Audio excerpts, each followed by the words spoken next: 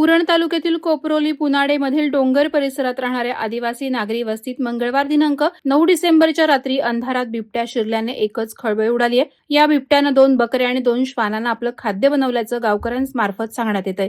बिबट्या वस्तीत शिरल्याच्या बातमीनं परिसरात भीतीचं वातावरण पसरलंय। बिबट्याला जेरबंद करण्यासाठी वनविभाग आणि स्थानिक नागरिकांचे 8 तासांपासून प्रयत्न सुरू आहेत। घटनास्थळी वनविभाग आणि भाजपाचे उरण पूर्व विभाग अध्यक्ष शशिकांत पाटील, आदिवासी बांधव आणि नागरिक उपस्थित होते। मात्र अद्याप बिबट्याला जेरबंद करण्यात यश आलं नाही। मंगळवारी रात्रीच्या सुमारास बिबट्या शिरल्याचं वृत्त कळताच अनेकांनी घराची दारं खिडक्या बंद करून घरात राहणं सुरक्षित समजलं, तर काहींनी बिबट्याला पाहण्यासाठी घटनास्थळी धाव घेतल्याचंही दिसून आलं। बिबट्या अद्यापही जंगल परिसरात असल्याने उरणकरांना खबरदारी घेण्याचं आवाहन वनविभागाकडून करण्यात आलं आहे।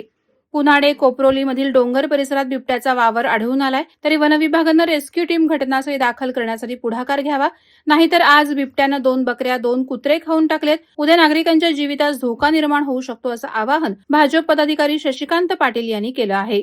वादळवारा लाईव्हसाठी अनंत नारंगीकर, उरण। नवी मुंबई व रायगड जिल्ह्यातील ताज्या बातम्या आणि घडामोडींसाठी सबस्क्राईब करा वादळवारा लाईव्ह चॅनल आणि दाबा बेल आयकॉन।